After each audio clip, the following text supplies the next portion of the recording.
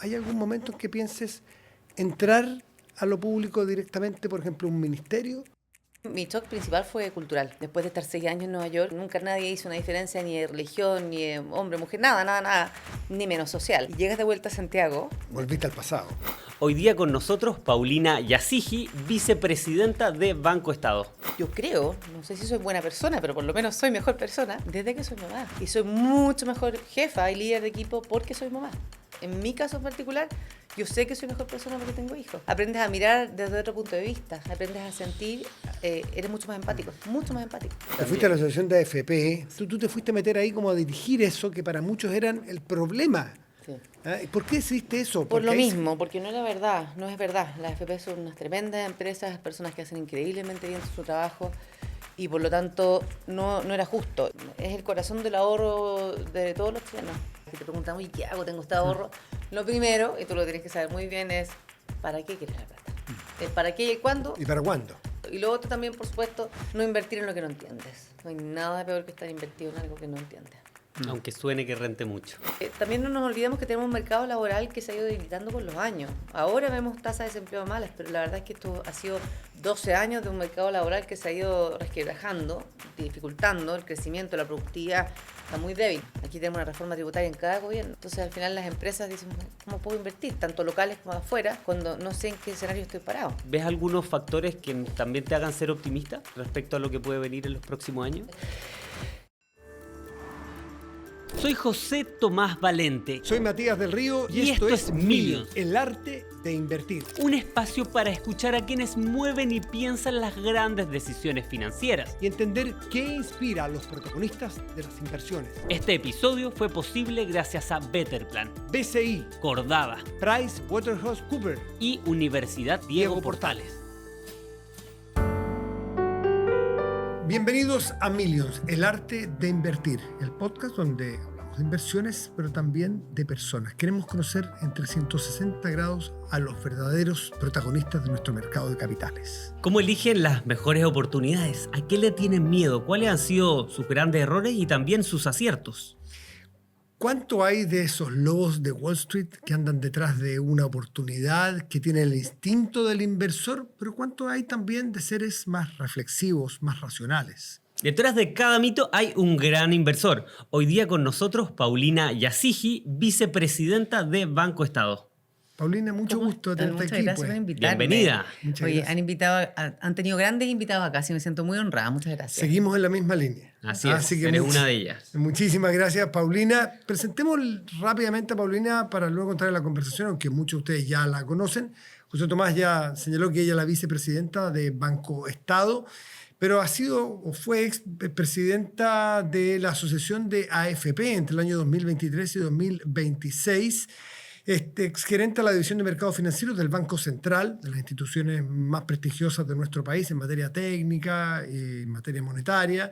Primera mujer directora de la Bolsa Electrónica de Chile. Esto fue lo primero en los 32 años que tuvo de historia. Cuando tenía ya eso de historia, la bolsa electrónica, fue socia de IM Trust. Recuerdan que estuvimos aquí conversando largamente en capítulos anteriores sobre la historia de IM Trust. Bueno, Paulina fue socia allí.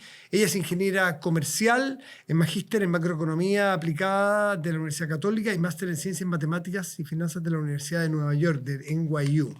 ¿Qué se nos queda fuera, Paulina, de tu currículum que te gustaría que apareciera? Soy madre de 3 hijos Muy y bien. madrastra de 4 más, así que soy madre de 7 en total. Tengo una gran familia maravillosa, así que todo lo que tú cuentas es mi hobby. Mi trabajo es ser madre. ¿Qué cosa tú quizás como tus colegas no saben de ti y dicen, es que esto es más del ámbito personal? Bueno, claramente siendo madre, gran parte de mi día y vida se ha ido en eso, pero también tengo algunos hobbies. Bueno, hago mucho deporte, trato más que deporte, hacer alguna actividad física. Hoy día lo que me permite el tiempo, levantarme muy temprano, ir al gimnasio, ¿Trote? correr, claro, yoga. Así que en eso ¿Es verdad que eres una buena, practicas mucho la meditación? Practiqué un tiempo la meditación, tuve problemas de salud importantes y la meditación ayuda mucho Mira. bueno, aparte que uno ve todos estos documentales de cómo sanarse, claramente la meditación es uno de los caminos, además de comer sano, hacer mucho deporte, Pero en la medida que uno cumple años también, tiene que saber que los músculos y toda la parte de estructura y flexibilidad es una de las cosas más importantes, salud mental y salud física. Así que sí, ahora me levanto muy temprano para alcanzar a ir al gimnasio en la mañana y hacer algo de actividad física. Así que eso es una de las cosas. Y bueno, tengo otros hobbies que no he tenido mucho tiempo de desarrollar, así que ahí están ¿Cómo cuáles? esperando. Nombrame alguno, ¿eh? Bueno, en algún momento he tenido clases de costura. Yo siempre he dicho, siempre en mi vida era o me voy por la economía o hago diseño de moda. ¿En serio? Ah, Estoy. mira, así Acá de... estoy, ya. lejos del diseño de moda. Pero Habrá tiempo, ya habrá tiempo. algún día. Oye, antes de pasar a la parte laboral, te quería preguntar, porque hay una anécdota que contaste una vez que me llamó mucho la atención. Decías que cuando tenías 8 años viste a una persona, a una mujer, a ver la televisión. Tú estás, creo que con la persona que te cuidaba, Sí. la viste hablar, era una mujer que tenía, parece que, no sé, muy buena actitud, se manejaba mucho en los temas, era una mujer muy power, y tú le dijiste ahí a la persona que te cuidaba, yo quiero ser como ella Sí. cuando grande, quiero tener opinión. Sí. ¿De dónde tú crees que viene? ¿Tú crees que eso es algo como innato tuyo o hay cierta enseñanza ¿sabes quién era familiar? esa Sobre todo mujer? porque uno lo que trata hoy día también es que hayan hartas mujeres power en la sociedad, ¿cierto? Sí. Bueno, yo me crié en una familia de mujeres power, de mujeres bien power. Yo, la abuelita por el lado de mi papá no la conocí, pero una figura súper imponente. Hay un cuadro grande todavía de ella en la casa.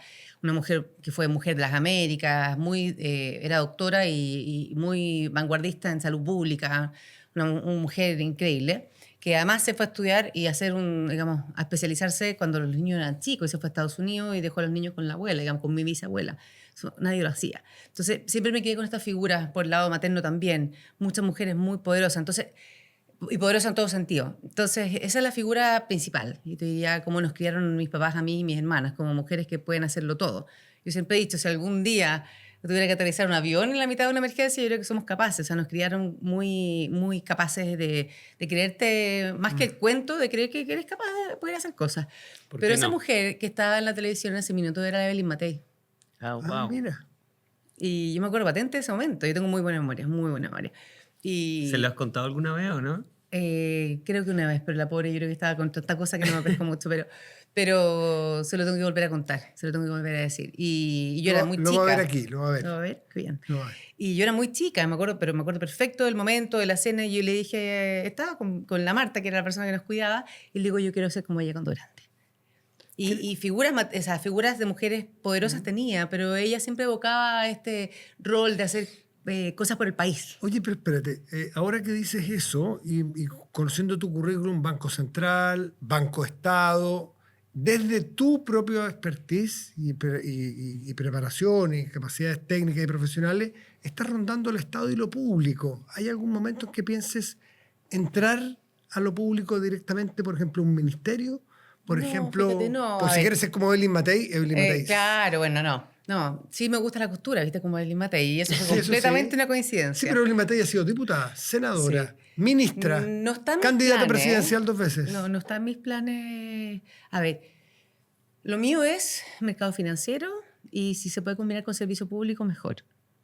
Esas son las cosas que me motivan. Si te llamaran a un ministerio, Lo que pasa es que la típica frase, pues si te llaman a un ministerio, tú decís, tú te cómo puedes negar. Si te llama, mi gente me llama el presidente José Antonio Cast, te dice, oye, te necesitamos. Tú le decís, no, mire, muchas gracias, prefiero hacer otra cosa.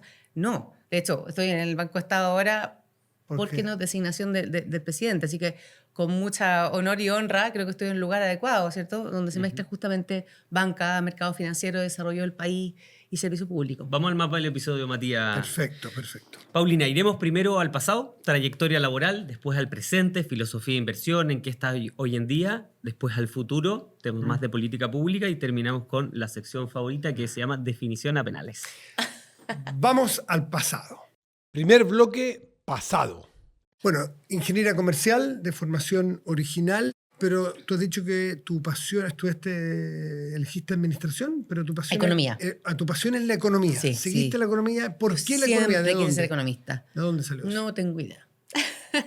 Estaba en los genes, estaba escrito en algún lugar. Y si algún joven está, te lo digo de experiencia previa, yo tengo una hija que está en primero o segundo año de ingeniería comercial y tiene que tomar esa decisión y me ha preguntado, imagínate a mí, ¿qué podría decirle? Aprovecha de decirle tú a alguien que está por decidir A ver, especialidad. es que lo mío fue súper innato. Yo vengo de una familia de doctores, son todos doctores, mi mamá, mis tíos, toda mi familia, mi abuelo. yo vengo de una familia de doctores y la medicina era lo único que se hablaba en mi casa. Mira. Y de política. Entonces, no sé, ninguna de las dos me llamaba la atención, ni la política ni la medicina. Lo mío era economía sin saberlo. Otra de las anécdotas que en algún minuto he contado, ¿se acuerdan que estaban estas visiones que aparecían como Sí. cosas en Canal 3? Sí. Unos cortometrajes. Son unos micros, unos micros. Claro, exacto, micro. Y mostraban, me acuerdo, la pesca en Chile. Y mostraban los pescados. Y decían, se mueven X millones de dólares de exportaciones. Y yo digo, ¿millones de dólares? ¿Puede existir eso? Y me quedé pegada con esa cuestión. Después, cuando tú íbamos al Jumbo que estaba ahí en Kennedy, comprábamos granizado en el Copelia, estoy haciendo harta publicidad acá. No importa. Y nos pasaron una moneda que había sido en ese momento en los años 80 de 25, 50 pesos y nos compramos un granizado con mis hermanas. Siguiente mes o 2 meses después o 3 meses después, hiperinflación, o no estábamos con hiperinflación alta, digamos, en los 80. Me decía la niña, ya no le alcanza con una moneda. Entonces iba, mamá, otra moneda, otra moneda. Entonces mis papás hacían las compras, mi mamá hacía las compras y en ese rato íbamos a los juegos, comprábamos granizado y así se nos pasaba el día y lo más entretenido que hay. Pero claro, al año... Quisiste entender esto. Al año- Tengo que estudiar esto ¿Por para qué no me entender por qué alcanza? está- pero al año me están dicen, subiendo los necesitas precios. 3 monedas. Y le digo a mi mamá, ¿por qué suben de precio las cosas? Y mi mamá tratando de explicarme con su conocimiento. Mi mamá, dentro de que doctora, es muy buena para las matemáticas, para los números, y le encanta todo este cuento, me trataba de explicar y yo la escuchaba sin entender mucho. Tampoco sé si la explicación de mi mamá en ese momento estaba correcta, pero son todas esas cosas que me fueron impulsando, fíjate, a estudiar economía. Y sin saberlo, yo ya quería economía sin saber lo que era economía. Y no me acuerdo el momento en que dije, economía es lo mío, pero siempre fue, siempre fue. No había ni una opción de estudiar otra cosa. Y fantaseaba, obviamente, con el diseño de vestuario. Tú mencionaste recién que el BBVA fue el primer lugar de trabajo. Estaba Guillermo Larraín, era tu jefe, y también estaba Federico Carballo, un argentino que... En Compass estaba Federico. Bueno, ¿son personas que te influyeron o que eran gente relevante? Sí. Cuando tú eras muy, muy joven, estabas Porque recién ¿cuánto tiempo partiendo. estuviste en BVA antes de irte a En Compass BBVA a Nueva York? Estuve harto tiempo. A ver, estuve como, 3 años, 3 años y medio, algo así. 3 años y medio en Y- BVA y de ahí pasaste a Claro, Compass en Nueva York. pero cuando yo partí en el BBVA, yo partí en el equipo de estudios económicos, estábamos en Huérfanos, ahí en la casa matriz, o sea, que es patrimonio nacional, una cosa maravillosa, con unos vitrós, una oficina... Yo primer trabajo tenía una oficina sola bastante grande, no veía la luz porque estaba con unos vitrós, pero era maravilloso. Y bueno, Guillermo al año más o menos lo nombraron superintendente de AFP, en esa época se llamaba de AFP, no de pensiones. Y le digo, pero Guillermo, ¿por qué te vas para allá? ¡Qué fome! Imagínate la vuelta a la vida. Después, de la asociación de AFP. Y Guillermo se va a ese puesto y quedamos descabezadas. Yo trabajaba con una persona, éramos dos, yo era economista, otra persona era economista agraria, y quedamos solas mucho tiempo, mucho tiempo. Y eso ayudó también. Ayudó tener que ir a presentar los comités de activo pasivo, que hoy día también me tocan en el Banco Estado, esas cosas de la vida, y yo ir a presentar de macroeconomía a puro hombres, no había mujeres en esa A época, los había 20 y tanto. una, a los 20, claro, 23, 24. Y era un pollito explicando cosas que yo manejaba muy bien la macroeconomía. En general manejaba muy bien la chilena y la de otros países porque me había tocado trabajar ya desde la universidad con Felipe Larraín y con Luis Felipe Lago en informes macroeconómicos. Entonces entendía mucho de distintas economías, me sentía muy cómoda en eso. Pero lo que no entendía nada era de finanzas. Claro, y Nada, de de esto mercados financieros. contabilidad más encima No, los de mercado activos financiero pasivos yo no del entendía banco. nada. Entonces mis primeros shocks con eso fue que trabajando en el BBVA fui a un morning meeting de la tesorería y yo digo, Brasil intervino al tipo cambio. Y me dicen, ¿cómo lo hicieron? ¿Con swap o con no sé qué? ¿O con spot?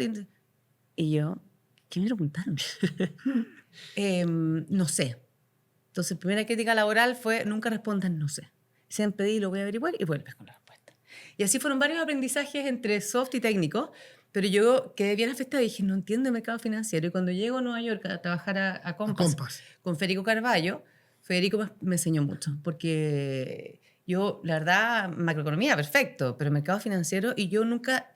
Hoy día entiendo que son la misma cosa. En ese minuto para mí eran dos mundos completamente distintos. Este podcast fue producido gracias al apoyo de Better Plan Wealth Management, independiente, una mejor manera de invertir. Cordada, invierte con riesgo inteligente. PwC Chile es liderazgo, experiencia y confianza en auditoría, consultoría y asesoría legal. BCI, tanto en Chile como en Estados Unidos. Invertir con BCI Wealth Management suena bien. Y Facultad de Administración y Economía de la UDP, donde formamos profesionales en finanzas e inversiones. Estudiaste luego matemáticas y un máster en matemáticas en finanzas en NYU.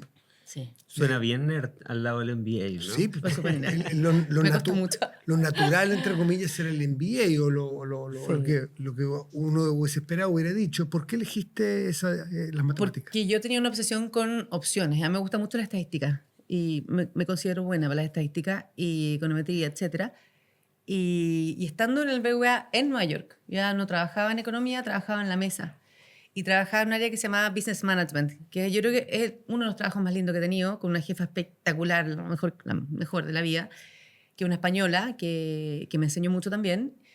Y ahí lo que empezamos a hacer, imagínate que querían hacer opciones en Chile. Obviamente ya había opciones de tipo cambio. Opciones en México, Venezuela, estamos hablando del año 2006, 2007, 2006, en Venezuela.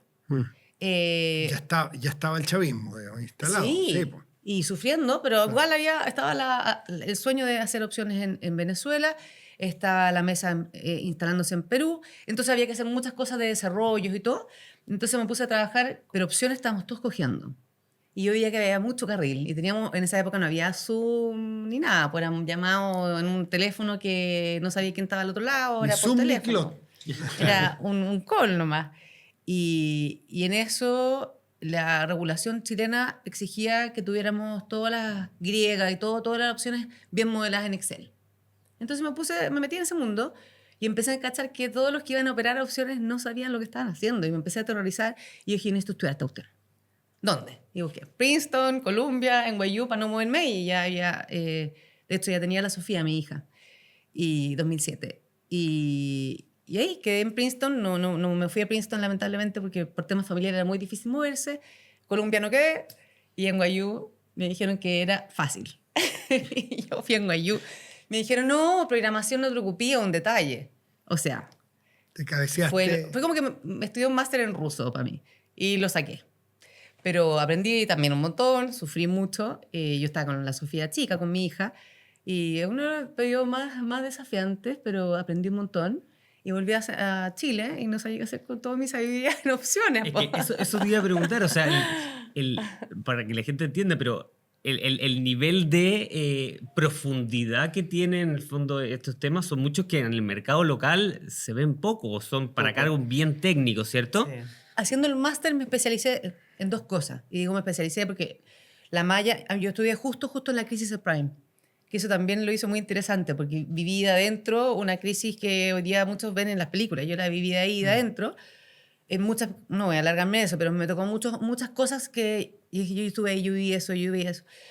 Y justo cuando renuncié y me fui a estudiar el máster, porque estaba la opción de estudiarlo part-time, pero la verdad que con mi hija chica dije, no, voy a renunciar, me fui al BBVA. Y bueno, la malla se rigidizó porque los mismos que habían hecho el modelo para valorizar los CDOs que generaron la crisis eran los profesores que estaban en NYU. Y hicieron como una especie de introspección. Claro. Entonces toda la malla que lo conocíamos como tal la eliminaron. Pusieron 4 cursos más de riesgo de mercado, que era lo que estaba más débil en Wall Street en ese minuto, digamos, en Nueva York o en los mercados financieros. Y nos cambiaron la malla. Entonces yo iba con la idea, era una malla mucho más rígida y más chica que la de Princeton. Entonces yo más o menos no tenía muchas opciones y sabía lo que quería tomar.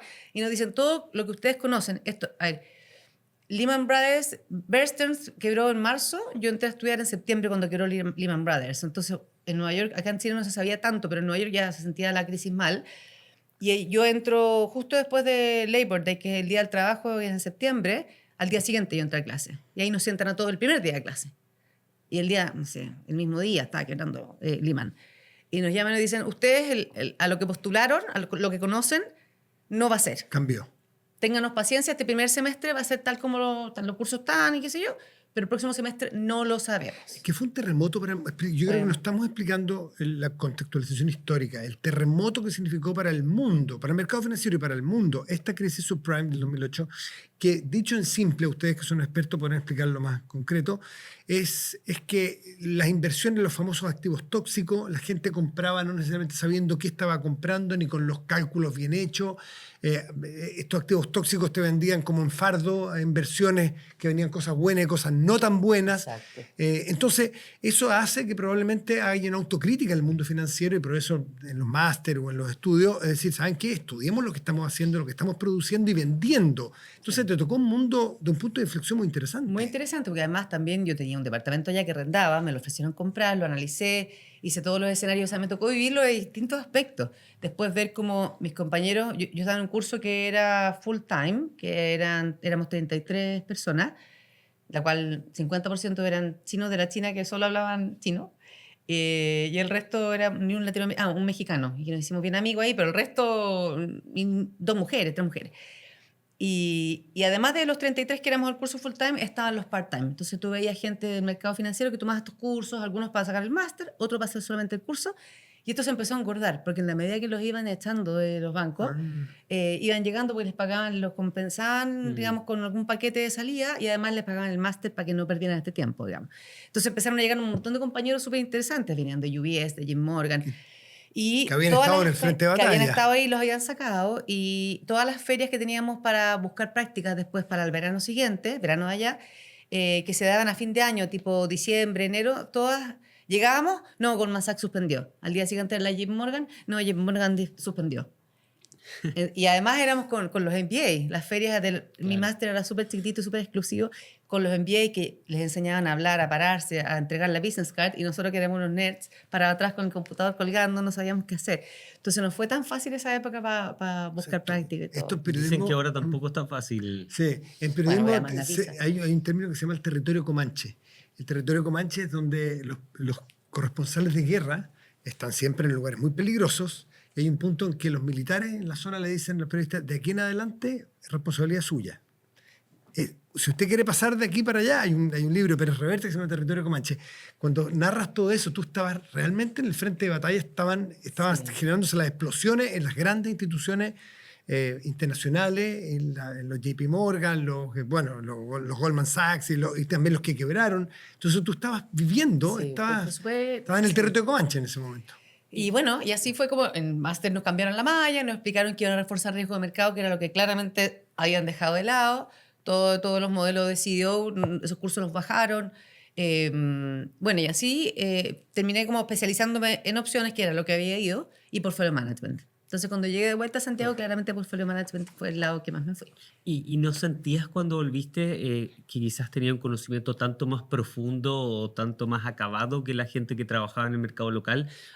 Porque al haberte tocado vivir todo esto, son experiencias que obviamente la gente que estaba acá no las vivió de primera fuente, y tampoco quizás con, Sí, pero con la profundidad que tenías con tú. esa profundidad. Pero mi shock al volver, más que de ese tipo, además me tocó, llegué a IM Trust. Puras bacanes y Matías Brown y gente brillante. O sea, no me sentía ni más inteligente ni por si acaso. Sí, sentía que estaba con herramientas que no tenía para cuándo usar. Pero después nos preocupamos de poder usarlas lo mejor posible. Hicimos algunos estructurados interesantes. Traté siempre de no olvidar eso. Hice clases también para no olvidarlo, digamos, y mantener siempre frescos esos conocimientos. Pero lo que más, mi shock principal fue cultural. Después de estar 6 años en Nueva York, y yo además, siempre lo digo, yo estuve en el Santiago College, un colegio que es súper diverso, súper tolerante, todos somos iguales, mujeres y hombres, etc. En Nueva York, imagínate, nunca nadie hizo una diferencia ni de religión, ni de hombre, mujer, nada, ni menos social. Y llegas de vuelta a Santiago y Volviste al pasado. me costó un poco. Sí. A ver, explícate un poco. ¿Qué te pasó en IM Trust? ¿Qué sentiste culturalmente? No solamente IM Trust. Llegaste a ser socia en IM Trust. Llegué a ser socia. No, yo tengo un cariño enorme a IM Trust, Guillermo Tagle y todo el equipo. No, los quiero con toda mi alma. No, yo volví el 2010. Tuve 6 años afuera, volví yo creo que el 2 de enero estaba empezando a trabajar allá. Me esperaron 6 meses porque me entrevistaron en mi break. O sea, les agradezco más, me esperaron. Cristian Lederier, que era mi jefe, un 7. Aprendí un montón de otras cosas. Pero sí, todavía, pero cada vez menos. Pero en esa época, estamos hablando hace 16 años atrás, es un mundo bien machista, mundo financiero en general. No solamente Imetras, que tenía sus pros y sus contras. A mí me trataron súper bien Imetras, nada que decir. Pero sí, en general, te encontré con... A mí el shock cultural fue... Y también familiar, porque tú vuelves después de haber hecho 6 años lo que tú querías, a el domingo familiar y esas cosas, decirle a la familia, los quiero mucho, pero yo no puedo encajarme de vuelta. O sea, tuve 6 años de hacer lo que queríamos. No, yo te diría que fue un regreso interesante. Te cuento que el 82% de las personas que frecuentemente ven Millions no está suscrito a nuestro canal. Nos ayudaría mucho a conseguir mejores invitados y a crecer más en programación. Te invitamos entonces a suscribirte en nuestro canal. Esto es Millions, el arte de invertir. Te voy a obligar a tirarte a la piscina porque en una entrevista vi que contaste la siguiente anécdota, que decía que cuando tenías 32 años, te tocó entrar a un directorio que habían 12 hombres, y tú entraste tú con una compañera y que uno de estos hombres dijo que estupendas las chiquillas, traigan el caño para que bailen. Y que ustedes se quedaron básicamente congeladas sin responder. Y con esto te doy pie. ¿Sientes que eso, o sea, uno, si ese tipo de mentalidad de alguna manera te perjudicó la carrera o pudiste surfear este tipo de hombre, y si crees que eso ha mejorado o no? A ver, si me perjudicó o no sé cuál es el contrafactual, yo creo que no. Porque al final yo siempre he sido fiel creyente de que cuando uno es responsable y hace la pega y sabe lo que hace y ama lo que hace, salís adelante igual. En algunos momentos me puede haber perjudicado para posiciones en particular y cosas en que me dijeron, mira, le vamos a dar esto a este gallo y no a ti porque hay que viajar. Y yo, ¿qué me importa? No es que tenés niños chicos, bueno, yo me la arreglaré, no, mejor que no. Entonces, pero al mismo tiempo una realidad también yo en ese momento estaba más complicada, pero ese tipo de episodios, tipo de ese directorio, yo era gerente de inversiones. Entonces, imagínate ser gerente de inversiones, llegáis a presentar un plan que preparaste una semana la presentación con tu equipo, éramos 6 o 7 que llegamos a presentar y te invalidan de entrada. Y me quedé callada y seguí la presentación y chao, nos fuimos. Pero se enteraron a la vuelta y Alfonso Vidal, a quien le tengo enorme agradecimiento y cariño, que era el super jefe del área, nos agarró todo y dijo, ¿es verdad lo que pasó ahí? Es que no quiero nunca más escuchar. ¿Dónde fue eso? En Imetrast. ¿Dónde fue el otro? No voy a decir dónde fue, pero... Hay que. Pero dijo, no quiero nunca más que pase algo así. Jamás. Ustedes se paran y se van la próxima vez que pasa algo parecido. Entonces, con los años, lo que yo iba aprendiendo al menos es que efectivamente uno tiene que pararse y irse o decir lo que piensa. Y en ese minuto jamás. Y eso que no era apoyo, te fijas, tienes 32 años, pero 32 años para la experiencia que hoy día tengo, que tengo 48, efectivamente, hoy día ya no. De hecho, cuando veo, no solamente mujeres, cuando veo cosas en distintas personas, da lo mismo si es hombre, mujer, más joven, más viejo, tiendo a sacar la voz de forma educada, correcta, no me exalto, pero... Hacerse respetar. Sí, yo creo que hay cosas que no se pueden dejar pasar. Es bien impresionante que la cantidad, bueno, porque la conformación del mercado capital en nuestros entrevistados han sido mayoritariamente hombres, los hijos no salen en las conversaciones. En las 2 mujeres que van hasta ahora, esperemos que sean muchas más, aparecen siempre los hijos en las conversaciones. Eso es parte de nuestro es cultural, digamos. Sí. Hay una diferencia evidente. Pero es que además, Matías, a mí en lo personal... Salen los hijos como anécdota en los hombres, en las mujeres salen como una factor de la ecuación. Sí, porque, a ver, yo, de verdad, yo creo, no sé si soy buena persona, pero por lo menos soy mejor persona desde que soy mamá. Y soy mucho mejor jefa y líder de equipo porque soy mamá. Y no demerezco a las mujeres que tomaron la decisión de no tener hijos, porque eso es decisión de ellas. En mi caso en particular, yo sé que soy mejor persona porque tengo hijos.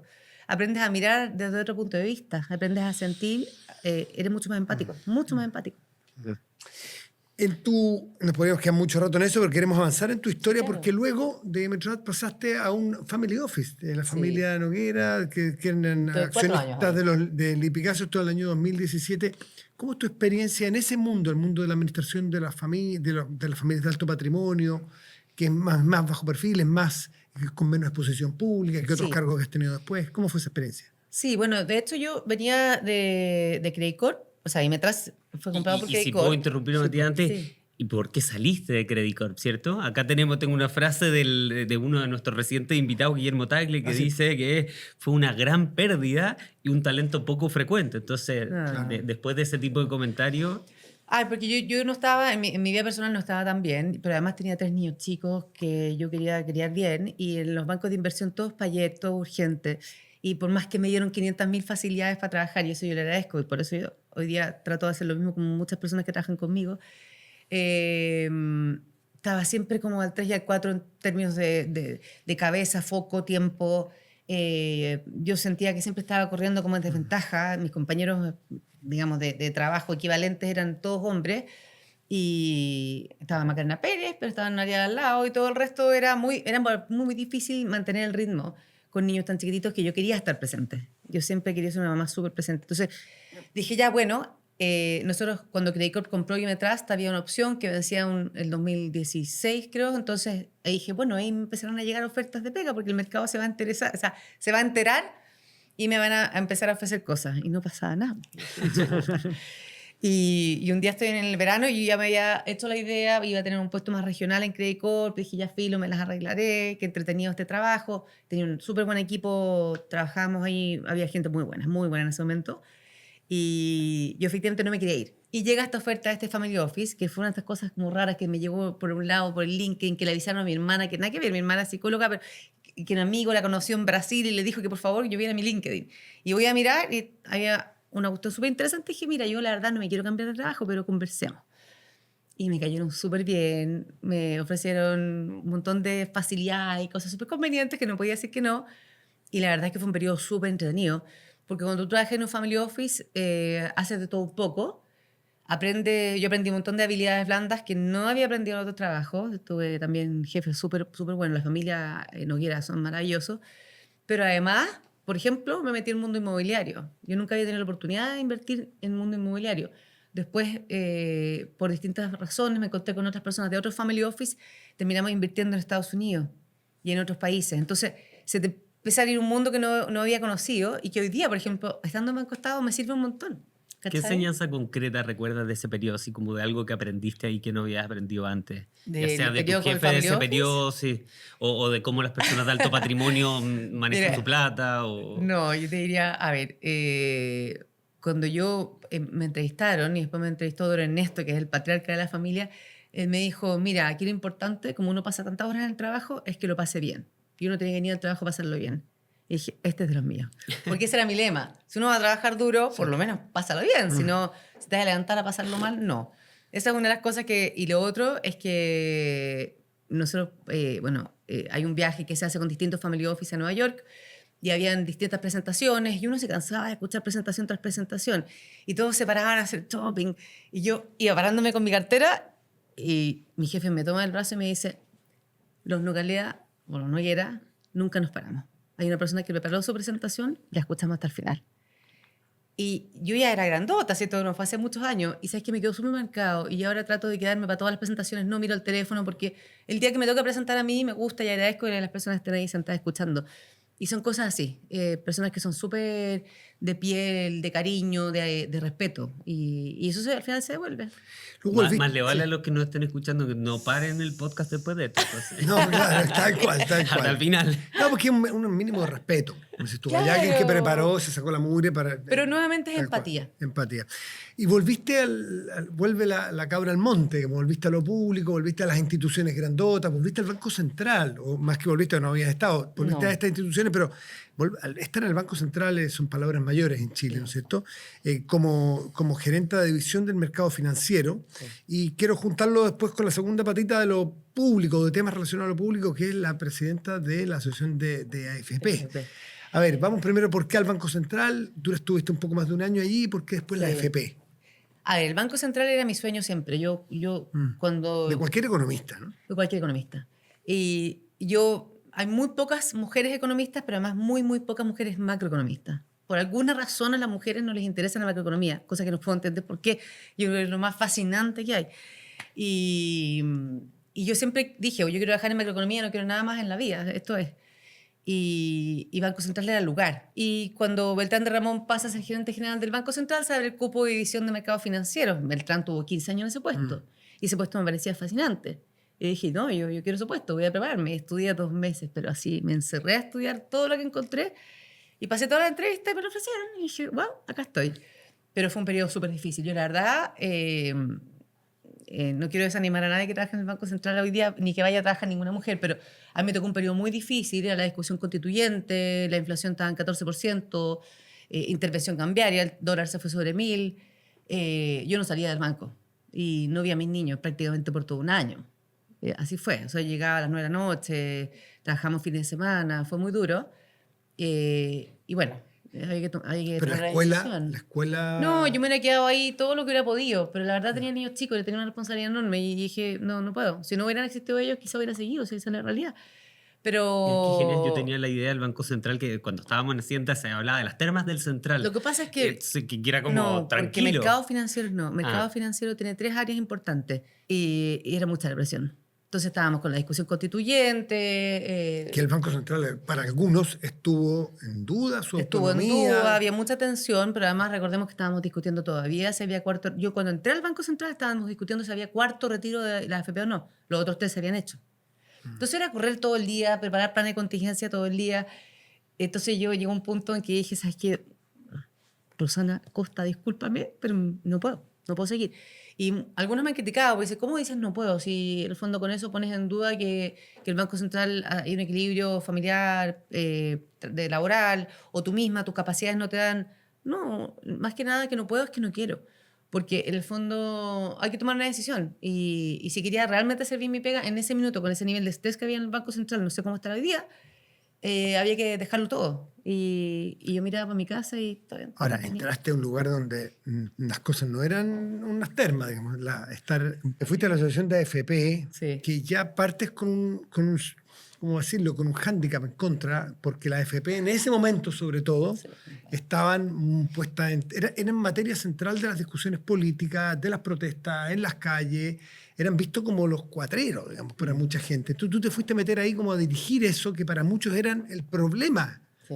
¿Ah? ¿Y por qué decidiste eso? Por Porque lo ahí mismo, porque no era verdad, no es verdad. Las FP son unas tremendas empresas, personas que hacen increíblemente bien su trabajo y por lo tanto no era justo. Y yo siempre desde mi rol desde mercado financiero, con mucho cuidado por supuesto, porque depende de donde estés, puedes hablar o no, yo defendía las FP. Por supuesto, en el tiempo del Banco Central tú no hablas con nadie, no sales, no... Pero en el tiempo anterior, sobre todo en el Family Office, que me dieron siempre mucha autonomía y flexibilidad para opinar y ir a foros y qué sé yo, yo siempre defendía las AFP, además entendiendo lo grave que era eliminarlas, no solamente por ser la AFP ABC, sino que porque es el corazón del ahorro de todos los chilenos y está en discusión no solamente eliminar la AFP, estamos hablando de nacionalizar los ahorros y no era cambiar la AFP por otro sistema, era nacionalizar los ahorros, de ahí venía esa discusión. Y es algo Sí. que ha pasado, ¿cierto? Pero O sea, si el nos pasó a 2022 nuestros vecinos, no es algo que sea como pasado en un montón teórica, de países. política ficción, ¿cierto? No, y siempre está la tentación y siempre está el riesgo. Y en la discusión de la constituyente estaba el eliminar el sistema y pasarnos a reparto. Y después cuando entra en noviembre de 2022 la reforma de pensiones, la original, digamos, el primer proyecto, yo todavía estaba en el Banco Central. Y la revisamos con mi equipo y dijimos, mira, es una reforma más o menos buena. Y nos quedamos ahí. Bueno, cuando salgo del Banco Central y me ofrecen este trabajo, que no me fui del Central para irme a la AFP, sino que fue un periodo, tuve, entre comillas, suerte, qué sé yo, y salgo del Central, aparece esta oportunidad que la Alejandra Cox estaba yendo, y dije, no, pues a ver, si me salí del Banco Central para tener tranquilidad y no estar estresada y estar un poquito más No es en el mi mundo, casa, claro. como, güey, pero la verdad es que no, era imposible no tomarlo. Y yo sentí, y aquí quizá un poco del ego de uno, ¿no? Yo sentí que si alguien lo iba a hacer, tenía que hacerlo yo, porque yo realmente quería y quería ya mucho, que todavía, digamos, en el sistema. Y dije, esto yo lo voy a hacer bien. Y lo pasé súper bien, fue un súper... O sea, a ver, hubo momentos difíciles, sí. Es que de eso te quería pero lo preguntar, pasé porque muy bien. la mayoría de las entrevistas de Paulina son mientras todavía era presidenta, ¿cierto? De la asociación de AFP. Ya saliste de ahí, entonces quizás ahora puedes hablar con un poco más de soltura de eso, pero a nivel personal fue emocionalmente muy difícil, porque yo creo que te llegó mucho odio, mucho bullying, porque hay Sí, gente que pero es no era bastante personal. irracional respecto también al... O sea, se No lo era toma con personal. un nivel de emoción Sí. y No, tiene un pasaron nivel de harto- odio hacia el sistema que, Claro. que se dan poca... Pasaron hartos tiene pocos garabatos por las paralelos. redes sociales, pero no, nunca me lo tomé, nunca fue personal. Ya. O por lo menos nunca lo sentí personal. Yo representaba algo muy difícil para muchos chilenos, en un relato muy cargado de muchos años, Yo creo que todavía las AFPs tienen un gran desafío comunicacional de realmente mostrar lo que hacen, cómo lo hacen, las personas que trabajan ahí, cuántas personas trabajan ahí. O sea, yo creo que hoy día hay mucho todavía desafío. O sea, creo que esto no ha terminado en absoluto. La reforma no fue a todos los ojos en ese momento, por lo menos. A ver, la reforma tiene cosas muy buenas, pero cosas muy riesgosas.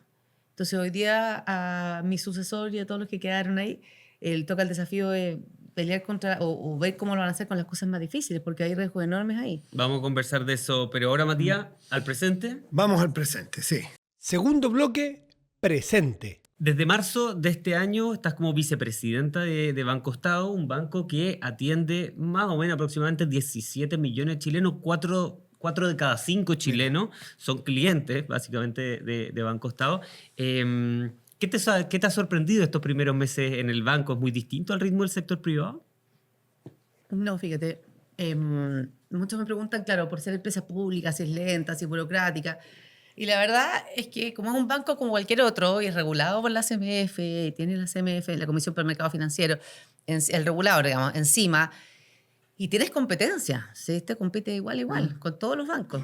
Entonces, los que están ahí, las personas que, cuando llegamos, las personas que trabajan ahí, te das cuenta que además de amar el banco, están súper camiseteados, tienen clarísimo que si se quedan dormidos es como camarón que se duerme, digamos. Entonces, hay mucha presión, pero también hay mucha sabiduría de que, cómo se han hecho las cosas y cómo se... Porque igual el banco, si bien es uno más, tiene un espíritu distinto. O sea, tienen su ley orgánica que lo creó, tiene el desarrollo del país.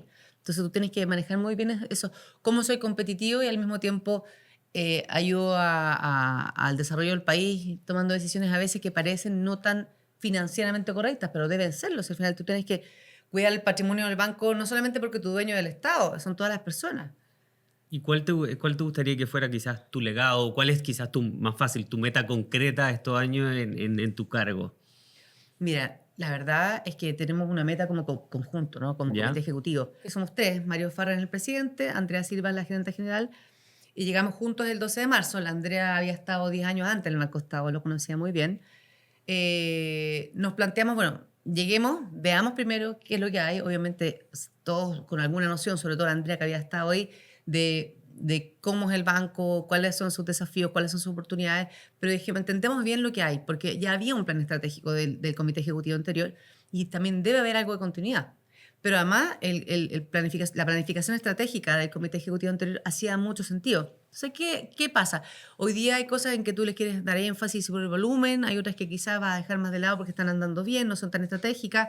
Y eso hay que ir definiéndolo, y no es algo personal, esto es del comité ejecutivo. Pero algo más concreto, ¿de qué cosas quieren subirle el volumen o en conjunto con Mario? ¿Cuáles son los yo creo que una de las cosas que hemos hecho bien estos 2 meses y medio ha sido ser una herramienta digital, financiera digital para el resto del Estado.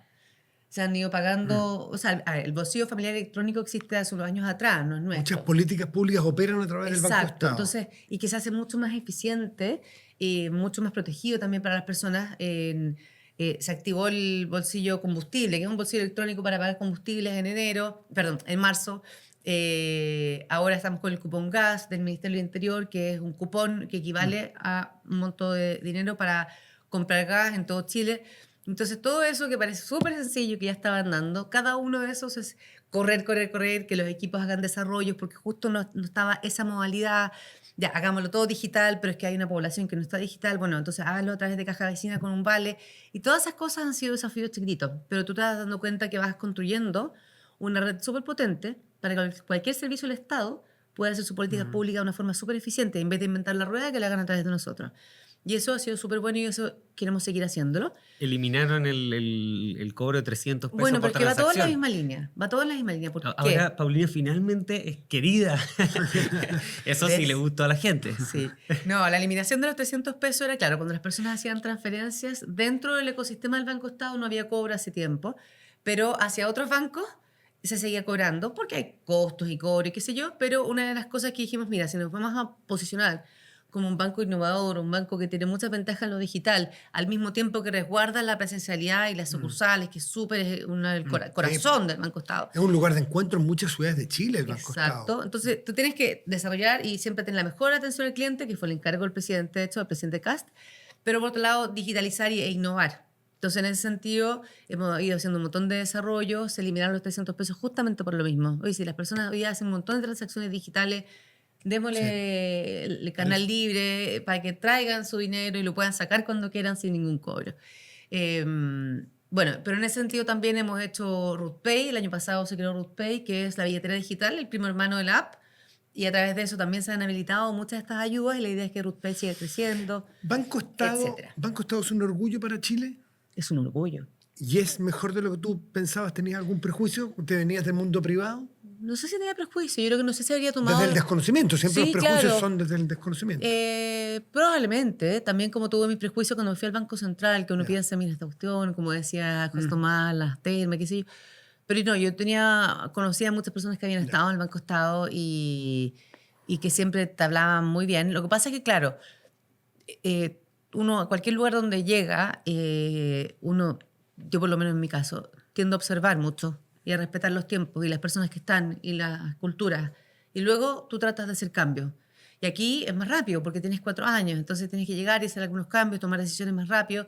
Mario Farren en el sentido también, una experiencia en banca de muchos años. Una Citi. experiencia, exacto, en Citi, pero también fue superintendente de banco. También. Entonces hemos armado un comité ejecutivo creo que súper responsable, súper dinámico. Yo he sentido al menos que nos reciben con mucho cariño en el banco y eso ha sido muy agradable porque como yo les decía en mi época de Nogalea, lo más importante es pasarlo bien en el trabajo, si no, no vale la pena. Nuestro podcast se llama Millions, el arte de invertir, así que aprovechando con tu formación cuantitativa también, los años en el mercado, ¿cuál es tu filosofía personal de inversión? Yo en general trato de tener súper diversificado todo y claro, cuando tú mueves e inviertes aquí y allá, sobre todo cuando estás en el mercado financiero, tienes que rendir cuentas. Por lo tanto, por ahora lo más pasivo posible desde hace unos años, muy pasivo, justamente para no tener ningún tipo de problema, porque al final uno a veces tiene información privilegiada, ¿cierto? Y no la puede usar. Entonces, en general, bastante pasivo, pero para las personas en general, cuando me preguntan, personas ya sea por lo laboral o familiares, que te preguntan, oye, ¿qué hago? Tengo este ahorro. Lo primero, y tú lo tienes que saber muy bien, es ¿para qué quieres la plata? El para qué y el cuándo. ¿Y para cuándo? Exactamente. Tal cual. Eso es toda la diferencia. Entonces, antes de decirme, mira, que yo a ver el riesgo, no sé qué, no. ¿Para qué y cuándo? Y luego vemos todo el resto. Y luego tú también, por supuesto, no invertir en lo que no entiendes. No hay nada peor que estar invertido en algo que no entiendes. Aunque suene que rente mucho. Aunque suene que rentó. Hoy quisiera rentó mucho, entonces ya Oye, rentó. en el presente es imposible detenerse un segundo en algo que Paulina ya mencionó, que es la reforma de las pensiones. Parece que se discutió tanto tiempo, se llegó a un gran acuerdo político. Tú dices, hay riesgo, probablemente hacer la licitación de cartera, de los fondos generacionales, ¿no es cierto? Esos son los temas que probablemente te preocupan. Pero la matriz, ¿tú sientes que hay un antes y un después desde el punto de vista de la aceptación social, de que larga vida al sistema AFP? El 6%, ¿cuánto va a afectar que haya 6 puntos más de ahorro en las generaciones que hoy día están entrando a trabajar? Era obligado, o sea, no había ni una opción de que no subiera la tasa de cotización. Éramos de los países que cotizaba todavía, digamos, porque ahora subió un poquito la tasa. La tasa de cotización de 10% no resistía ningún análisis, nunca. Y siempre fue poco. Y por eso el 2000 se creó la APB, porque políticamente era muy difícil subir el monto que se le aportaba a las AFP porque había mucha presión política de no darle más plata a las AFP, ¿recuerdan? Ni un peso más a las AFP. Por lo tanto, se crea la APB justamente para que... Pero cuando es voluntario, no es obligatorio. Y hay que obligar a las personas a ahorrar, si no, no se ahorra, cuesta mucho.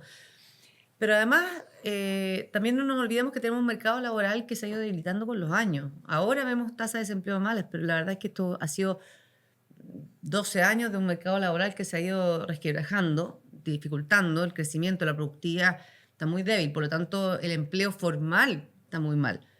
Entonces, no solamente es cuánto contribuye, es que tienes muy pocas personas contribuyendo. Sí. Y los que contribuyen a veces contribuyen y otras veces no, porque se dan entre la formalidad y la informalidad. Entonces, cuando una reforma de pensiones realmente no se hace cargo de la verdadera causa, entonces no va a solucionar nada. ¿Y cuál es la verdadera causa? La verdadera causa son esas, con la baja tasa de contribución, de cotización que subió, y la informalidad. Entonces ahora podemos subir la tasa de cotización si quisiéramos al 30%, suponte tú que hubiera un acuerdo político, que no lo va a haber por supuesto, y dañaríamos el mercado laboral, pero no sacamos nada si las personas no cotizan. Hoy día en España se cotiza el 28% del sueldo. Imagínate, estuviéramos cotizando el 28% del sueldo acá. Pero ¿qué pasa? Las personas no cotizan muy poco. y además cotizas con un tope imponible. Entonces las personas que tienen mejor comportamiento previsional son las de mayores ingresos, pero esas tienen tope imponible, no son conscientes de que no están cotizando sobre el sueldo completo. Entonces cuando van a ver su tasa de reemplazo te dicen, ¿pero cómo? Si yo coticé estos 40 años. Sí, Sí, como pero- un tope. Bueno, entonces como le creo que la reforma de pensiones no se hizo cargo de muchas de las verdaderas causas y de mucho ruido político. En ese sentido, las cosas buenas son que se aumenta la tasa de cotización y algunas cosas más. La PGU, por supuesto, que se creó antes, digamos, la PGU es un tremendo avance, pero quedan riesgos. Los fondos generacionales son un riesgo de cómo queden diseñados, además de que cuando quedas con una cartera de referencia que el regulador diseña, hay temas políticos que hemos visto en otros países que ha ocurrido, Colombia, el caso más reciente, y, y la licitación de afiliados antiguos creo que va a ser un gran riesgo y va a meter mucho ruido además a la correcta implementación de los fondos generacionales. Voy a cambiar mi última pregunta del presente, porque por la conversa que hemos tenido, creo que un tema que has reflexionado, y quizás esta es la última pregunta más personal, un tema que has reflexionado mucho es cómo plantearse la carrera o las decisiones que uno va tomando siendo mujer, y porque creo que, como tú decías, yo ahí tenía otra edad cuando te tocaron muchas de las dificultades y ahora tú miras esto para atrás, ¿cierto? Entonces dices, quizás ya aprendiste ciertas cosas y me gustaría ver si tú quizás puedes transmitirle algo a la gente más joven que está partiendo sus carreras, y quizás a los hombres también a empatizar con estas situaciones. Mira, yo creo que una de las cosas que uno en la juventud, o por lo menos no sé, cuando estudia economía, por lo menos no sé en las otras carreras, es que tú decís, ¿qué voy a hacer después? ¿Cómo se trabaja en economía? Imposible, sobre todo en macroeconomía. Porque por último en economía si te vas por políticas públicas, lo más micro te dices, bueno, voy a un programa de educación, al Ministerio de Educación, qué sé yo. Pero la angustia de no saber qué vas a hacer. Y una vez que tomas un tipo de trabajo dentro de economía, tú dices, listo, aquí me quedé, después nadie me va a contratar para otro puesto. Y como que uno empieza a sentir que empieza a tener como encasillarse. Y es como una mezcla de impaciencia de la juventud, de ignorancia también. Entonces yo creo que he ido haciendo en la vida para no impacientarme nunca, o por lo menos no desesperarme, creo que nunca me he desesperado, creo. Es preguntarle a las personas de su experiencia. Yo me acuerdo cuando me fui a vivir a Nueva York, yo agarré cuadernito y me junté con todo el mundo, muchas personas del mercado financiero que yo no conocía, pero de buena onda me recibieron y me dieron muchos consejos. Lo mismo hice en Nueva York, lo mismo hice cuando volví. Pedir ayuda, consejo, anotar y estudiar, porque uno tiene que prepararse. Cuando postulé al Banco Central tuve 2 meses estudiando, entonces yo me preparo mucho para las cosas, entonces eso te permite una mezcla entre racional y corazón, ¿cierto? Poder ir moviéndote y poder ir cambiándote de trabajo y de áreas. Entonces, al final, cuando uno mira la carrera para atrás, uno no se da ni cuenta cómo cada una de las experiencias que tuvo, yo estuve en el directorio de Redbank, por ejemplo, cuando tomé el directorio de Redbank, yo dije, ¿qué hago acá? Pero todo lo que aprendí hoy día me ha servido en una enormidad en el Banco Estado. Entonces, el punto es que cuando uno es joven y me pasa de repente recibir mujeres jóvenes que me piden consejo, pero hombres también, de decir, no sé en qué voy a trabajar, tengo que decidir la práctica, o me tengo que ir por economía o administración, o incluso qué carrera estudiar o qué ramos elegir. Hay como una especie de desesperación porque uno piensa que eso es la decisión que va a tomar y que no hay Todos vuelta ahora, atrás. claro. Y no, la vida es flexible, la vida se va cambiando. Yo trabajé en LAN en Nueva York 6 meses o 7 meses, nadie sabe eso porque ni lo pongo en el currículum, pero me fui a eso porque pensé que iba a explotar mi lado comercial y después dije, no, yo hago el mercado financiero, vuelta, para atrás. Entonces, hay muchas oportunidades en la vida. Yo tengo 48 y yo siento que voy a vivir 1000 años más y que me queda mucha carrera por delante. Entonces, que uno tiene que ir experimentando, pero también, si tú no estás cómodo en el lugar de trabajo, la decisión que tomaste, no hay nada que sea irreversible. Nada, nada. Solo tener hijos es irreversible, pero no hay nada irreversible. Entonces, obviamente uno quiere estar cambiándose de pega cada rato, pero uno tomar la decisión de, mira, la verdad, por aquí no. Perdón, me voy por acá. Y eso, no sé, a mí me ha funcionado. Yo tenía una mezcla, te digo, de verdad, de un equilibrio entre lo racional, la cabeza, digamos, y el corazón, que lo he ido siempre usando. Nunca olvido ninguna de las 2 patas. Nunca. ¿Vamos al futuro? Vamos. Tercer bloque, futuro. Futuro. Y en el futuro hay muchos de los temas que ya los tocaste, porque queríamos hablar de la reforma a las pensiones y justamente esos elementos. Tú has sido pesimista en algunas cosas que ya esbozaste. Si quisieras profundizar en algo de eso, en cómo mejorar aquello en lo cual tú tienes temor, dado el conocimiento del sistema. No, lo que tenemos que mejorar en Chile, sí o sí, y eso es la informalidad. Y ahora lo veo también en el Banco Estado, digamos, ciertas medidas que se tomaron para formalizar a las micropymes, digamos, a las MIPYME, digamos, a las microempresas o a las pymes, al final puedes jugarte en contra. Entonces lo vi en el mercado laboral, lo veo ahora en lado de las empresas, en que Chile, siendo un país que creció muchísimo, ¿cierto?, en los 90, en los 2000, y que hoy día más o menos, algunos, bueno, echan la culpa del 2014 en adelante, hay muchas causas, pero lo cierto es que si uno agarra cifras y números macro, no te pierdes ni un segundo. O sea, el crecimiento se estancó, la productividad se estancó y llevamos más de 10 años con que no tenemos crecimiento. Por lo tanto, eso no tenéis oportunidades, no tenéis inversión o muy poca en algunos sectores, en otros no. Y por lo tanto, si no mejoramos la informalidad laboral y de las empresas, bueno, obviamente todo esto tiene que ir acompañado de crecimiento, es medio obvio y burdo, pero por mucho tiempo no creímos en el crecimiento en este país. Esta mega reforma que se está discutiendo, y a lo mejor cuando vean este podcast un año más ya va a haber pasado, pero la discusión es hoy. ¿La ves que es pro crecimiento? ¿Está bien orientada? Es pro crecimiento, se buscan muchas cosas que van en ese sentido, la rebaja de impuestos, el tema de permisología, y hay varias cosas que buscan, como todas las cosas, como todas las reformas, sobre todo cuando son gigantes, cuesta entenderlas y cuesta procesarlas, pero aquí hay que avanzar. Aquí hay que avanzar y lo más importante al final son las certezas. Lógicamente, para un retorno de una inversión, uno esperaría la menor tasa de impuesto posible porque con eso renta y estoy dispuesto a poner más capital y el país crece, obvio. Pero lo más importante es la certeza de que no te lo estén cambiando cada 4 años. Aquí tenemos una reforma tributaria en cada gobierno. Entonces, al final las empresas dicen, ¿cómo puedo invertir, tanto locales como afuera, cuando no sé en qué escenario estoy parado? Entonces, yo creo que la urgencia más importante es esa, más que ir a arreglar la reforma de pensiones, que eso se encargarán los que están preocupados hoy día de pensiones, es que tenemos que crecer y tenemos que formalizar. Y atacando, ¿cómo uno ataca particularmente la informalidad? Porque muchas de las cosas, y va en contra, ¿cierto? Tú mismo mencionabas que uno quiere mejores pensiones, pero entre más alta sea la tasa de cotización, también quizás un mayor costo tiene costo entrar al laboral. mercado formal. Y muchas de las otras reformas que hemos hecho en el último tiempo también encarecen el mercado formal. Sí. Las 40 horas, Sí. distintos seguros que se van aplicando. Alza el salario mínimo. Alza el salario mínimo. Chile es conocido por los costos de despido, que también son altos, y Es que yo todo creo lo que que es hay- indemnización por año de servicio. Entonces, ¿qué hacemos para atacar la informalidad? A ver, varias cosas. En lo laboral, el crecimiento del desde, pero en lo laboral además, claro, muchas de estas cosas que ocurrieron en los últimos años rigidizaron y subieron el costo de contratar a alguien.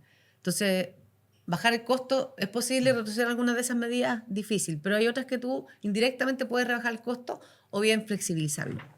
Hoy día tenemos más o menos un esquema que hace bastante rígido contratar a un trabajador, incluyendo el tema de la indemnización por año de servicio. Y en el lado de las empresas, por ejemplo, hay ciertos elementos que se hicieron en búsqueda de formalizar, que al final lo que hacen es espantar a las personas o a las empresas de formalizarse y terminan con el efectivo en un mercado informal, en todo sentido. No solamente, digamos, no hacen inicio de actividades en el servicio de puesto interno, sino que es toda una actividad que va en lo informal, pero además tal crédito informal. Recordemos que tenemos una tasa máxima convencional y eso también incide en que algunas personas quedan fuera del mercado de crédito y por lo tanto van a estos créditos informales que son de tasas 4 o 5 veces y también empieza a tener más preponderancia el narcotráfico y todo lo que hemos visto que ocurre y se desarrolla en otros países. Y eso al final uno dice, mira, esto es lento, preocupémonos después, tenemos otra urgencia, pero es lento y se agarra como una enredadera y cuesta muchísimo sacarlo. Entonces, lógicamente, el crecimiento y la educación son las bases, pero son súper de largo plazo. Hay algunas medidas que se pueden hacer. Nosotros, cuando yo estaba en la asociación de FPI, sacamos dos o tres documentos, en realidad, que apuntaban a mejores pensiones y mejorar la informalidad, o sea, la formalidad. Dijiste que te gustaba trabajar con alegría, pasarlo bien, así que la última pregunta, que sea con un poquito de optimismo. Hemos hablado recientemente de algunos de los desafíos que tiene Chile. ¿Ves algunos factores que también te hagan ser optimista respecto a lo que puede venir en los próximos años? Sí, yo estoy muy optimista con este gobierno. Yo creo que lo va a hacer muy bien. Yo creo que les va a ir muy bien y que vamos a lograr crecer. Hay que mejorar temas de seguridad también, que son parte de la esencia. Pero soy muy optimista porque Chile tiene... A ver, cuando nos miran de afuera, dice, oye, Chile es un país increíble, ustedes se quejan de lleno. Claro, uno es más crítico porque sabe que íbamos en una pendiente hacia acá y estamos en una pendiente acá. Entonces tenemos un gap, una brecha que tenemos que recuperar y para eso tenemos que ponernos todos de acuerdo en varias cosas, digamos, pero no es que esté todo perdido en absoluto. Lo que pasa es que hay que trabajar duro. Y por muchos años en el país, más culturalmente, ¿cierto? Se nos dijo, no trabaje tanto, oiga, exija sus derechos, pero hay derechos y deberes. Y es un país donde tenemos muchos deberes, tenemos que trabajar. Hay que trabajar duro. Vamos a la definición de penales, ¿te Vamos. parece? Nos vamos a la definición de penales. A ver, aquí pregunta corta, rápida y respuesta también en el mismo tenor. ¿Tienes criptomonedas? No. ¿Por qué? Porque no se invierte en lo que no se entiende. Y además que las criptomonedas no tienen ningún fundamento atrás. Muy bien. Es como apostar en el casino. Como apostar en el casino. Mira, ¿Una virtud o un hábito al cual le atribuyas tu éxito? Disciplinada. ¿Novela favorita? Uy. Yo creo que el paso de los días de la Isabel Allende, que revela su... ¿Así se llamaba? Me entró a duda. Pero que ella cuenta de su vida. Hay varias, que casi todos son de su vida. No, hay varias... No, esto es un libro gordo. El paso de los días, ¿no? O... ay, ahora- No me suena. No, pero no hay problema. Pero ahí está. No hay ahí problema, está no hay problema. Pero Otra- sí, lo disfruté mucho ese libro. Ahora ya no tengo mucho tiempo, pero leía mucho, siempre leí mucho. ¿Lees en papel o en Kindle? ¿Sabes que traté en Kindle? No puedo. Está muy bien. Me gusta el papel. ¿Qué riesgo actual subestima el mercado? El de la reforma de pensiones. ¿Empresario que más admiras? La Susana Jiménez, por supuesto. ¿Economista? ¿Algún economista que admires cuando tú eres economista? Que hayas leído, que hayas seguido. Sí. Bueno, Rodrigo Vergara, Klaus Megel, por supuesto. José Gregorio, de un cariño enorme. Nunca fue mi profesor, pero tengo mucho cariño. Bueno, es que tuve muchos buenos profesores, la verdad es que todos. Y Felipe Larraín. Felipe Larraín ha sido una persona súper importante en mi vida en la universidad y profesional. ¿Gemini, Claude o ChatGPT? ChatGPT para las cosas como el día a día y Claude. Claude es una maravilla. Lo que pasa es que ahora, solamente para cosas personales, tenemos que desarrollar toda la política de inteligencia artificial en el banco. ¿Libro de no ficción favorito? El libro de no ficción favorito. ¿Hay alguno que te haya Ay. marcado especialmente? Sí, los de El Verdor Terrible. Ah, sí. De la Batut. El auto. Qué maravilla. Y el Maniac. ¿Cuál de los dos te gustó más? Verdor Terrible. A mí también. Lo disfruté, me lo leí en, no sé, 3 días. Yo soy ¿Cuál? lenta para leer, no tengo mucho tiempo. Y se me lo devoré. ¿Cuál es tu fuente de información más frecuente? Principalmente 3 diarios. El Mercurio, el Diario Financiero y Pulso, La Tercera. Siempre veo los de negocio. En mi época de la asociación de FP vi mucho Twitter. Ahora me doy cuenta que ni lo abro. No. ¿Y afuera? ¿Y diarios de afuera? revistas de diarios fuera? afuera, bueno, claro, hay los típicos, ¿no es cierto? Financial Times y trato de leer cuando puedo el Economist. Pero sí, no sé, bueno, Bloomberg. Y esta sí que es difícil porque has tenido mucho jefe o jefa que hayas tenido que más admiras, ¿no? Que admiras mucho. Paloma Tejada fue mi jefa Española. española. Sí. En Tremenda, BBVA. brillante, cálida. No, la mejor persona. Somos muy amigas hoy día y de repente nos vemos. Y ¿Sigue en BBVA? yo he tenido muy buenos jefes en mi vida. Yo la verdad es que yo agradezco que he tenido mucha suerte y he elegido bien también. Y me han elegido bien. Pero no, ella estuvo en BBVA hasta hace relativamente poco y ahora hace algunas asesorías para BBVA y tiene su propia emprendimiento y consultoría. Una mujer brillante, brillante. Cuando eliges un trabajo, ¿en qué es lo primero y lo último en qué te fijas? Porque está el proyecto, la remuneración. No, El yo hice jefe. mi lista, la tengo anotada en mis apuntes en el cuaderno. Y lo primero O sea, que el te cuaderno, fijas. en el celular. Flexibilidad, Ya, eso es lo primero que miras. sí. ¿Qué más? Desafío. Equipo de trabajo. ¿Y ¿Qué va a hacer? ¿Y la remuneración en qué momento la mira? No, queda como al final. Porque yo creo que como una opción como... No. Es importante, lógicamente. No me voy a disparar en el pie, pero al final tú puedes ir de trabajos que te paguen bien, da lo mismo eso. Si lo importante es que te sientas haciendo algo importante, que te llene, que tu jefe, tu compañero y la gente que te reporta crean eso. Estar orgulloso, también está en mi lista, de estar orgulloso de dónde trabajas. Por eso cuando yo siempre fui muy orgullosa de la asociación de FP, la gente me decía, ¿pero cómo? Estaba orgullosísima. Y hoy día estoy súper orgullosa de estar en el Banco Estado, obviamente con justa razón. Pero tienes que estar súper orgulloso, si no, pues no se puede. ¿Trabajar por plata? No. Paulina, Solo por plata, me refiero. Paulina Yasige, como han visto en esta hora de conversación, una trayectoria muy joven, pero una trayectoria impresionante en el mundo público, en el privado, en el mercado Gracias por lo de financiero. No, pero sí, bueno, es evidente. Pero además impresionante la cantidad de lugares donde has estado y yo me quedo con la sensación de que va tanto el cántaro al agua que termina rompiéndose. Ha circundado tanto lo público y las empresas públicas que en una de esas, la próxima entrevista es en un cargo público, quizás más en la política. Pero una apuesta personal. Paulina, no quiero que contestes eso, lo vamos a dejar para la duda. Ya lo respondí. Y te agradecemos mucho habernos acompañado y compartido tu experiencia y tu Muchas gracias. Gracias por tu pensamiento. tiempo, Paulina. Y felicitación. Esto fue José Tomás, muchísimo gusto como siempre de compartir este espacio de conversación. Gracias a ti también. Esto fue Millions, el arte de invertir.